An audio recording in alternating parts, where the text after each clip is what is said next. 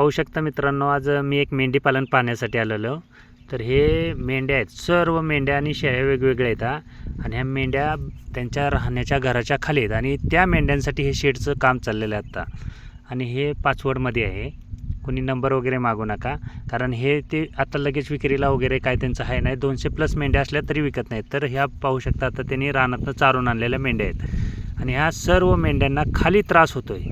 कारण आता प्रोफेशनल जग झालं आहे, त्या पद्धतीनं प्रोफेशनल करावंच लागते, त्याला पर्याय नाही. आणि ह्या सर्व मेंढ्यांसाठी आता जे काही शेडचं काम चाललं आहे, तर ह्या मेंढ्या ज्या काय रानातनं फिरून येतात किंवा खाली कोबा जो केला आहे त्यांनी, त्याच्यावरती थोडा त्रास होतो त्यांना. त्याच्यामुळं हे सर्व काय आता शेडचं नवीन काम चाललं आहे. आणि ह्या मेंढ्या बघू शकता तुम्ही, आता घरी आलेल्या आहेत त्यांच्या. आणि हे आजोबा जे आहेत ते 73 वर्षाचे आजोबा आहेत आणि त्या आजोबांनी हे सर्व लक्ष्मी उभी केलेली आहे त्यांची. तर ह्या सर्व मेंढ्या ज्या आहेत, आता विजापुरी मेंढ्या आहेत, मडग्याळचा नर वगैरे ठेवलेला आहे त्यांनी. आणि त्याच्यामध्ये कोटा जातीच्या काही शेळ्या आहेत, कोटा सिरोई वगैरे अशा शेळ्या आहेत. आणि ह्या सर्व मेंढीपालन पहिल्यापासून त्यांनी करत आलेत. आणि ह्या मेंढीपालनासाठी हे शेडचं नियोजन. आता काही लोक प्लेटचं विचारतात मला, कशी बसती. तर आता बघू शकता कशी प्लेट बसती. तर अशी ठेवायची आणि थोडंसं प्रेस केलं की हे अशा पद्धतीनं लॉक होतं आणि अशा पद्धतीनं हे प्लॅटफॉर्म दिसत असतो. तर अशा पद्धतीचं हे शेड बनवायचं चाललेलं आहे त्यांचं. आणि त्यांचं शेड आता 18x70चं शेड आहे. म्हणजे जे काय पूर्ण शेड बनवत आहेत ते 18x70चं आहे. आणि शेडचं काम पाहण्यासाठी मी गेलो होतो, कारण आम्हीच काम दिलेलं आहे. वेल्डिंगवाला पण आपला असल्यामुळं ते ह्या सर्व गोष्टी आपल्याला जाऊन पाहाव्या लागतात, म्हणजे काय चूक झाली का काय, ह्या सर्व गोष्टीचं ऑब्झर्वेशन करण्यासाठी मी गेलो होतो. आणि तेव्हा म्हणजे पाहिल्यानंतर मला समजलं की त्यांच्या एवढ्या प्रमाणात, मोठ्या प्रमाणात हे मेंढीपालन आहे. आणि असं काय नाही कुठली ब्रीड वगैरे वगैरे तसलं काहीच नाही. मी सांगतो ना नेहमी, ब्रीड म्हणून काय ठेवायचं नाही, तर मेंढ्या म्हणून ठेवा, तर तुम्ही फायद्यामध्ये राहाल. आणि हे जे काय पाठीमागं घर दिसतंय, आता तुम्हाला पाठीमागच्या साईडला बंगला दिसत असेल, तुम्ही म्हणाल बंगल्याच्या शेजारी कसं काय, तर ह्या मेंढ्यांचाच बंगला आहे. ज्यांचं मेंढीपालन आहे त्यांचंच हा बंगला आहे. आणि हे पूर्ण शेड आता जे चाललं आहे त्यांचं एलिव्हेटेड करायचं. हे 18x70 का 16x70 असं आहे. अजून शेडचं काम पूर्ण झालेलं नाही, पूर्ण काम चालू आहे आता. आणि अशा पद्धतीचं हे मेंढीपालन आहे. तर ह्या एलिव्हेटेड शेडचे आता सर्वांना काय होतं काय नाही हे सर्व काही गोष्टी समजायला लागलेल्या आहेत. आणि एलिव्हेटेड शेड जर असेल तर हा जो काही झाडू मारण्याचा जो काही तामजाम आहे, हा अति कमी प्रमाणात होतो. म्हणजे झाडू मारणे किंवा प्राण्यांना आजार होणे वगैरे वगैरे ह्या सगळ्या गोष्टी ह्या एलिव्हेटेड शेडमध्ये एक मायनस पॉईंट होतो, की ह्या सगळ्या गोष्टी त्यांना होतच नाहीत, झाडू मारायला लागत नाही किंवा काय नाही.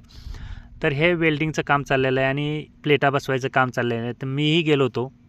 थोडा वेळ काढून जावं लागतं, कारण काय सर्वच आपलीच नवीन शेतकरी आहेत आणि त्यांना हे सर्व संकल्पना पाहिल्यानंतर चांगली वाटायला लागल्यामुळे काय झालं की प्रत्येकाचं एक असतं की तुम्ही एकदा या व्हिजिटला आणि भेटा आम्हाला. तर गेल्यानंतर आम्हाला सर्व काय तिथं चहा पाणी व्यवस्था, जेवण वगैरे सर्व काय केलं होतं साहेबांनी. आणि आजोबांचा मी एकदा पुन्हा मुलाखत घ्यायला जाईन. म्हणजे आत्ता काय त्यांच्याशी मुलाखत वगैरे मी काही घेतली नाही, काय नाही. पण आजोबांची जी माहिती आहे किंवा मेंढीपालन काय करतात हे जर त्यांचं ऐकलं तर तुम्हाला अक्षरशः म्हणजे आश्चर्य वाटेल. अशा पद्धतीनं हे मेंढीपालन केलेलं आहे.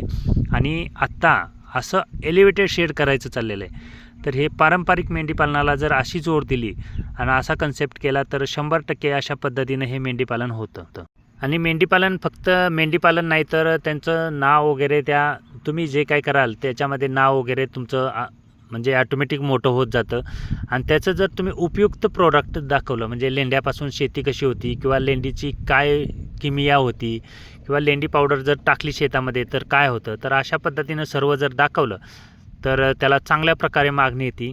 आणि ह्या सर्व मेंढ्या आता रानातनं चरून आल्यानंतर ह्या त्यांच्या जे काही राहतं घर आहे, त्या घराच्या खाली त्यांनी त्यांच्यासाठी स्टोरेज केलेलं आहे. आणि याच्यातून शेळ्यांची पिल्लं आणि मेंढ्यांची पिल्लं वेगवेगळी करायचं चाललेलं आहे. आणि हा जो काय त्रास आहे त्यांचा किंवा जे काय हे सर्व त्रास होतो, हे सर्व होऊ नये ह्याच्यासाठी त्यांनी आता एलिव्हेटेड शेड बनवलेलं आहे.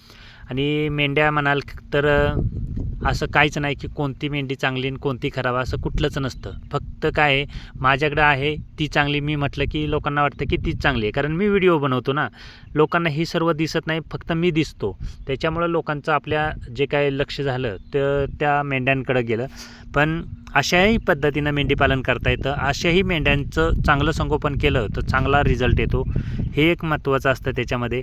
आणि त्यांच्यासोबत थोडंसं मीही मेंढरवाला असल्यामुळं मीही थोडीशी पिल्लं वगैरे वेगळी करण्यासाठी मला आवड असल्यामुळं मला हे करावं लागतं आहे.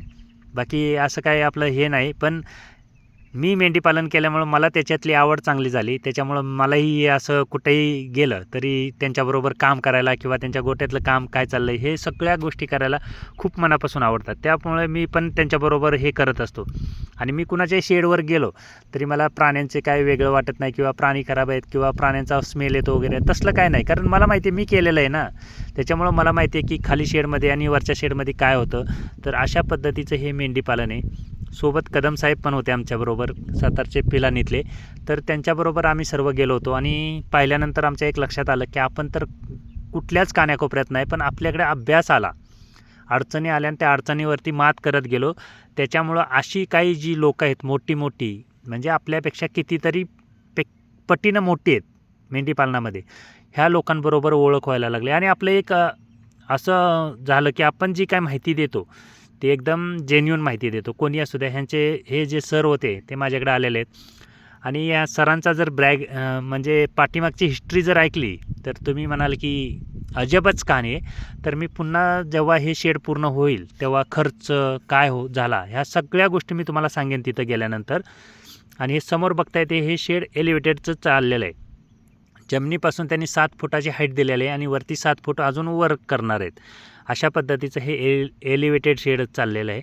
आणि खरं तर ह्या आजोबांना सलाम केला पाहिजे, कारण आजोबांनी हे टिकवून ठेवलेलं आहे अजूनपर्यंत. आणि अजूनसुद्धा वय 73 असतानासुद्धा हे मेंढीपालनाचा त्यांना अजून छंद आहे. अशा प्रकारचं जर नियोजन केलं तर मला वाटत नाही की मेंढीपालन अवघड आहे किंवा मेंढीपालन वाईट आहे.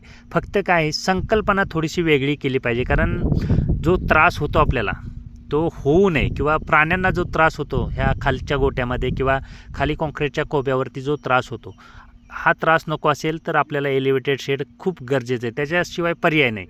आणि असं जर काय केलं तर मी सांगतो ना, प्रत्येकाचं मेंढीपालन हे सक्सेस होईल. पैसा कमी जास्त होईल ती वेगळी गोष्ट आहे, पण मेंढीपालन हे अशा प्रकारचे होईल. आणि बंगला पाहू शकता तुम्ही, मेंढरवाल्यांचा बंगला आहे. आणि आता काही लोक बुलेट घेतात आणि बुलेटवरती व्हिडिओ वगैरे बनवतात. तर त्यांच्या दारामध्ये एक बुलेट पण आहे. म्हणजे आपण काही सविस्तर व्हिडिओ केलेला नाही किंवा काय नाही, तर पाठीमागचा बंगला पहा आणि मेंढरांची किमया काय असते हे तुम्ही पहा. आणि ह्याच्यामध्ये पहिल्यांदा म्हणजे गायी अजून आहेत त्यांच्याकडे, थोड्याफार शेळ्या असतात ह्या शेडमध्ये, तर ह्या आतमध्ये ठेवत असतात. पण त्याचा त्रास होऊ लागला म्हणजे जो काही प्राण्यांना त्रास किंवा माणसाला त्रास होतो त्याच्यामुळे त्यांनी ते चेंज करण्याचा निर्णय घेतला आणि एलिव्हेटेड शेड, म्हणजे खर्च तर होतोच, त्याला पर्याय नाही, पण अशा पद्धतीनं हे शेड करून ह्या ज्या काय मेंढ्या आहेत त्या सर्व मेंढ्यांना वरती राहण्याची व्यवस्था हे करत आहेत. आणि आम्ही गेल्यानंतर स्पेशल चहा भेटला होता आणि येता वेळी त्यांनी सांगितलं जेवण केल्याशिवाय तुम्ही जायचं नाही. तर अशा प्रकारचं जर मेंढीपालन तुम्ही केलं तर 100% मी सांगतो ना, कुठलंच मेंढीपालन फेल होणार नाही. चाऱ्याचं तर काय तुम्ही संकल्पनाच विचारू नका. तर चाऱ्यामध्ये ते काही खातं, फक्त राहण्याची जी व्यवस्था आहे ती मात्र अशा पद्धतीनं करा.